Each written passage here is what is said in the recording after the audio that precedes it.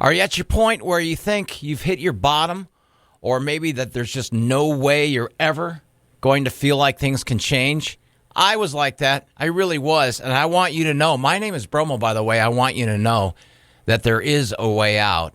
Please join us for my podcasts. Hey guys, time to get in on the action for the biggest moments in basketball with Prize Picks, America's #1 fantasy sports app. Just select 2 or more players, pick more or less on their projections, place your entry, and win up to 100 times your money. Right now, Prize Picks will match your first deposit of up to $100. Just download the Prize Picks app and use the code GET100. That's code GET100 on Prize Picks for a first deposit match of up to $100. Prize Picks. Pick more. Pick less. It's that easy. Well, you look at that. It's already January 24th. Good grief, this year's sailing by. My name is Bromo. This is There Is a Way Out. I am an alcoholic. Sobriety date is 2/17/09. I'm almost done with my story. Look, here's the thing. I've repeated this story before. I appreciate all of you who have heard it, and I love the comments. Thank you. The comments are that it's never too many times you can hear a story, and I agree with that. But my favorite part, of course, is always when I put others on, and that will happen soon, and you'll be able to share your stories. This is for all of us, really. Sobriety is a very selfish, a very important part of your day-by-day journey. And I've said this many times before. I am not an expert. I don't have any kind of paperwork or document that says I am, which I just have life experience. I just have experience in being sober with strength, hope, and such. My goal, of course, is to have somebody who may be on the fence, maybe questioning their own drinking, someone else, maybe their family member or friend, and maybe someone who's just starting out trying to be sober. You can hopefully listen to this and gain some, well, not knowledge, but you can listen to the way, for me, there was no way I was going to stay sober. No way in heck. And it was a fight all the way. It still is. And I just hope that somebody can get something out of it. I left you last episode. I think this is number 8 already, if you can believe it or not. My last episode was I bombed out after I went through outpatient, relapsed. I was in the hospital, and I was in the detox, and I had a horrible case of hallucinating. I've never experienced anything like that before, ever. That same counselor that I had in the first go-around at the outpatient program came around, I believe, the day after that experience that I went through. I hallucinated big time. I saw spiders on the wall. I wound up going over to the window. The window was kind of shaded out. You could barely see through some of the cracks, and I saw men with helmets carrying guns. I saw people looking right at me through the window, and then I heard noises of people saying that they were going to come in and shoot everybody, and then I went crazy. Crazy so much that they put me on a blanket or a sheet, lifted me up in the air so I wouldn't hurt myself. And I had about 4 or 5 people, big, huge guys and gals, holding the blanket and looking down at me, telling me to relax. Was told later by my counselor that I was maybe on the verge of wet brain. And then some other people said maybe it was just some of the drugs that I was on, some of the medicine that I was on helping me detox. Whatever it was frightening. So I get out of outpatient program, and I relapsed. And now I'm ready to go back in for my second go-around. Same place, same counselors. And this time the counselor comes over to me and says, look, something didn't work last time. Now, what makes us think that you're ready this time? And I was like, because I really want it. I really want it. And I tried to sound convincing. I really want this. I do. And I was just saying it out of the fact that I knew that that's what they wanted to hear, and I was trying to convince them and myself, more so myself. I really want this. Once again, they gave me the ability to go home, back to my same place where all the doomsday drinking and all that happened. Back to the same place in Mission Beach. Like I said, again, Disneyland for alcoholics or anybody who's addicted to drugs or anything like that. Mission Beach was a very young area, bars everywhere, up and down the street. So I go back into the second round of outpatient, and I tell everybody, of course, new members of the class, what went on, and I told everybody the slip that I made. I wasn't going to meetings like I should. I didn't spend any time on my recovery. I thought it would come to me. I just laid around waiting for me to stay sober, which doesn't work, by the way. So as, again, I reached round 2 of my outpatient program, I'm going through the same motions, kind of, and I'm being a little bit more assertive in my program. I remember going to some meetings with the intent on going and this time getting it. And, man, I would last about 15 minutes before I got bored to death. Really, literally, I'm trying to think now. I don't think that this is a mandatory going to a meeting and have my slip signed. It may have been. If it was, I went to one of those meetings where they signed my slip first, which is always wrong. For those of you that have been in trouble and have been mandated by the courts where you have to go to a meeting and you have to get it signed, usually they wait till the end, and it's a slip of paper that the secretary or whoever from the AA meeting will sign and document it so you can bring it back as proof that you were there.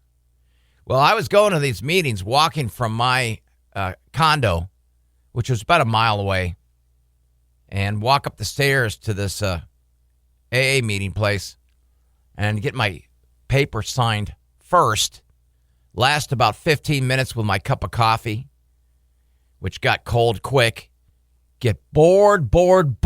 I didn't want to even hear the stories. I wasn't listening. If I was pretending like I was listening. So I'd walk out of there. I would sneak out of there. Nobody really was paying attention to me anyway. I sat in the back, of course, and I would walk back home. That got old quick. I think I maybe lasted, again, I think this was a 5 or 6 week program, which was 3 times a week, outpatient, where I went in Monday, Wednesday, Friday night, like 6 to 9, and did nothing on Tuesdays, Thursdays. I was not working because, once again, my workplace was taking care of my recovery. Probably about, once again, I wish I could remember every single detail, but again, about 3 weeks in, I got bored, and a little voice said, you know what, let's try this differently this time, okay? So I eased into it and bought myself a big, tall beer, cracked it open without any reservation at all at home, and I knew that if it was a Wednesday night when I got home, if they were going to give me the P test, it wouldn't be till Friday night, so I would stop. Maybe I'll have a cold one on Thursday just to get that taste of alcohol, not necessarily the beer. Get that taste of alcohol in my system. There it is. And I was fooling myself. The problem is, when I got out of the outpatient program and I was conning everybody, including my counselors, telling them all these meetings I was going to and these plans, my family was proud of me. I had already slipped mentally and physically. Here's the deal again. I believe I had another week when I got out of the outpatient program to go back to work. So I had a lot of time. Idle time on your hands, especially for an alcoholic, is dangerous. And what I would do is, since now everybody knew what I was going through, including some of the liquor stores around my area, because I'm such a blabbermouth, I go in, hey, everybody, and everybody kind of knows me in that area. I couldn't go into Saska's, the bar. I could not go into the bar to drink. So I remember one morning, I woke up and grabbed my keys, and in San Diego, they don't start serving alcohol, or they don't start selling alcohol at stores until like 6 a.m.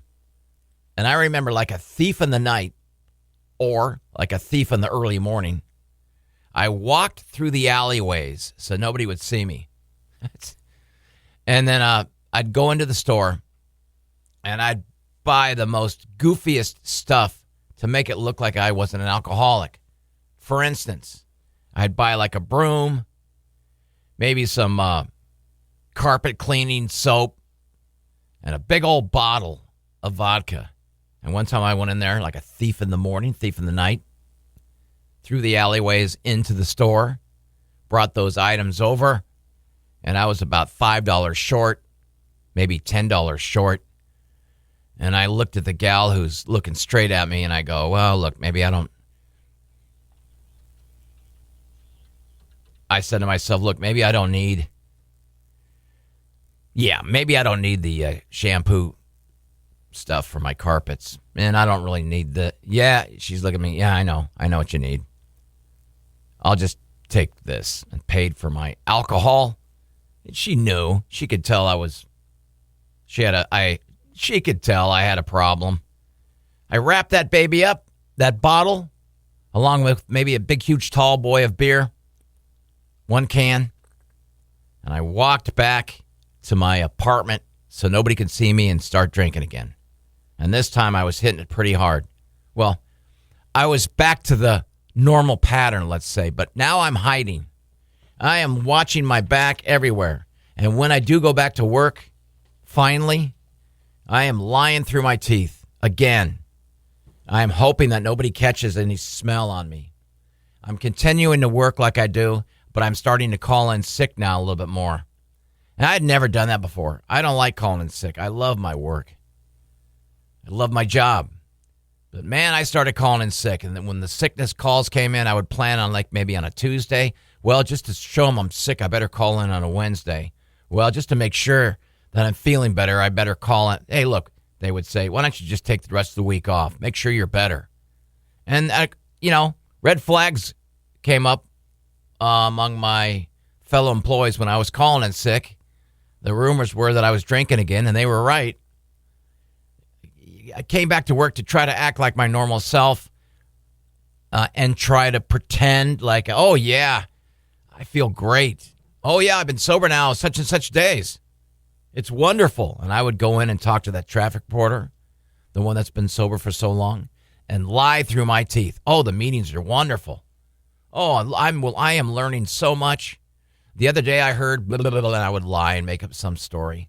And she would kick back and look at me suspiciously and go, yeah, that's awesome. Do you have a sponsor yet? No, I don't, but I'm looking around for one. She had me pegged. And again, I'm trying to fool everyone by putting antiperspirant, however you pronounce it, all over my body. Bathed in it almost, because my sheets now when I'm waking up is just lathered with liquor. It's just lathered with vodka from my body. And my roommate now, she knows the drill. She knows I'm drinking again. She's not pushing me on it. She received criticism much later on, but she's an adult. I'm an adult. What is she supposed to do?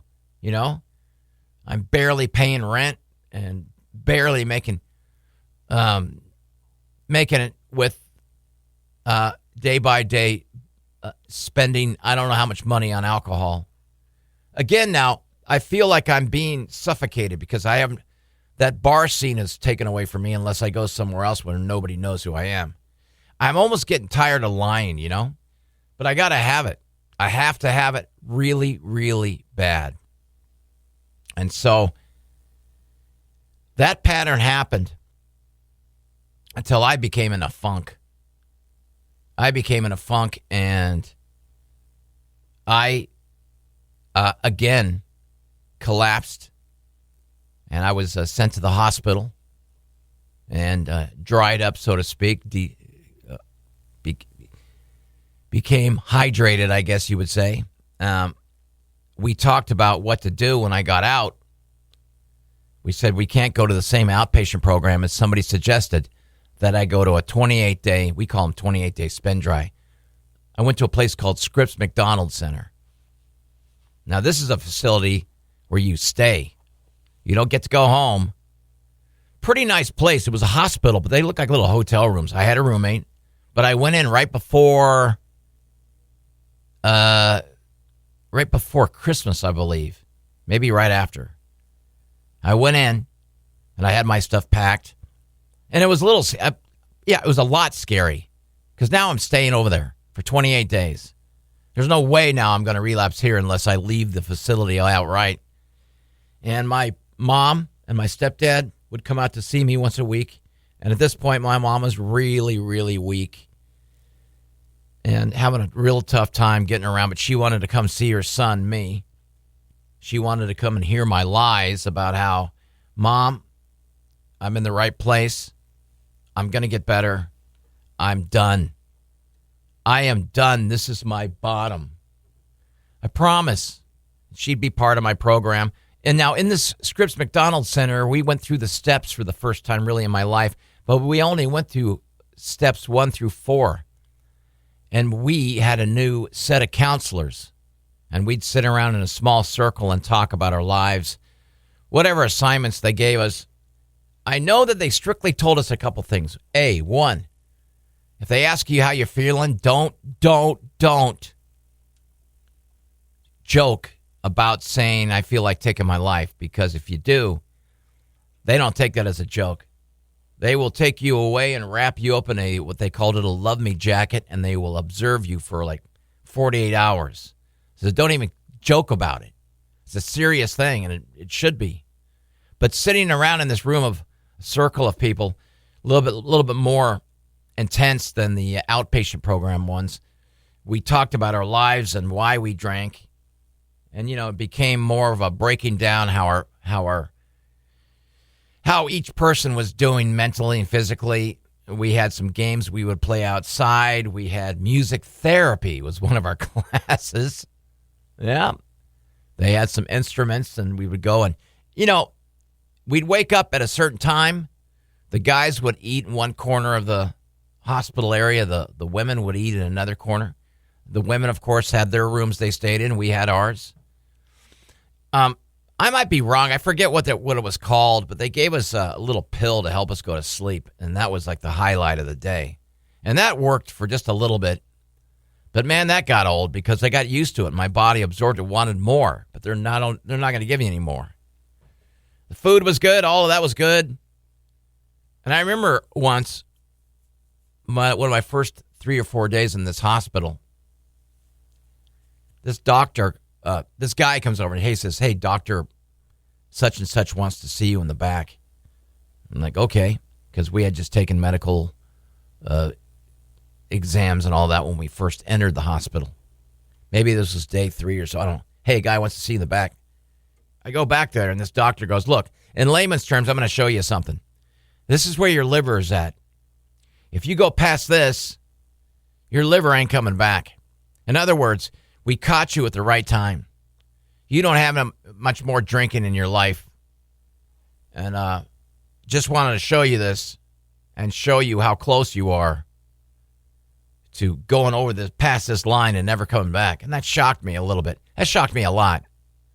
But I felt relieved that I had some encouraging news, as in don't drink again, because your liver depends on it.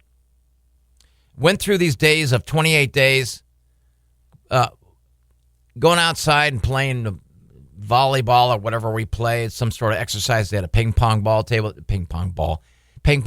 there, and just a fun place. 28 solid days. And I remember one of the weirdest things I've ever seen was New Year's Eve day. They were telling us, we're going to have some sort of special little party going on at New Year's. We're going to count down into a brand new year of sobriety. And we said, all right, that sounds cool. So they brought us into the lunchroom recreational area right around 11:45 New Year's Eve night. And I remember thinking, I was in a funk because I'm thinking about all my friends. I'm thinking about how awesome would it be to have a drink. Gosh, if only I could have one beer. I'm thinking about Mission Beach and all the fun that's going on out there. So right around 11:45 or so, I look over and some of the staff from the hospital, they're putting together, no kidding, they're putting together these plastic champagne glasses, wine glasses, these plastic glasses they're putting together. And then right at midnight, pop, pop, pop, pop, pop, they open up all these bottles of apple cider. They look like champagne bottles, identically. They had the same pop, identically. And they poured apple cider into our glasses. What kind of trigger do you think that was? Man. Hey, Happy New Year. Hey, Happy New Year there, Chuck. Drinking lousy apple cider. Bubbly apple cider. The same look and sight of champagne. Right before I'm about ready to get out of this 28-day spend cycle, this 28-day rehab, my two counselors get together, and they're going over each person one by one. And they go to me, and they evaluate me, and they tell me this, and they tell me that. Then they make their recommendations. I'll never forget this. And their recommendations to me, without a doubt, underlining this, was when you get out of here, first of all, obviously you need to attend meetings. That's a no-brainer. You need to get a sponsor. We recommend highly that you stay in a recovery home. Do not go back home where you lived. Do not go back home where you drank on your bed. Do not go back to that area. Do not. And I walked out of there. A couple hours later, my mom and my stepdad came out to see me. Now, they could not be part of this one-on-one experience because parents were and family members were invited to be part of this experience to listen to the counselor's recommendations. So I passed on what the counselors said to my mom. And I said, Mom, they think I'm doing great. As a matter of fact, they recommend this and this and this. And this and this and this. And then I lied through my teeth. They actually said, Mom, it's okay if I go home. And I can't wait. I'm going to go home and I'm going to start a new life with be with my cats. And I'm going to be sober. And my mom hugged me. And the only thing I could think of was, if I can fool my mom, great. Because already I was thinking about getting out of that hospital and drinking. I really was. I was. Isn't that insane? So the last day we all get together and hug each other, and we are given a certificate and this and that, and we're given a letter that we can take back to our employers. They gave me a whole week to go home and relax and get my stuff together, and I would be armed with a letter to go in to take to the morning show I was on. And I did think to myself, look, I've let these people down twice already. What makes you think they're going to be thrilled to have you back? But I was getting out of there. And when I got out of there, I had a game plan. Did that game plan work? Well, I'll tell you how and if that game plan worked. And my bottom was nearing. And I'll tell you exactly on the next episode how I reached that bottom. My name is Bromo. This is There Is a Way Out. I so appreciate you listening to this. And for anybody who is suffering and going through it, yes, there is a way out. Hey guys, time to get in on the action for the biggest moments in basketball with Prize Picks, America's #1 fantasy sports app. Just select 2 or more players. Pick more or less on their projections, place your entry, and win up to 100 times your money. Right now, Prize Picks will match your first deposit of up to $100. Just download the Prize Picks app and use the code GET100. That's code GET100 on Prize Picks for a first deposit match of up to $100. Prize Picks. Pick more. Pick less. It's that easy.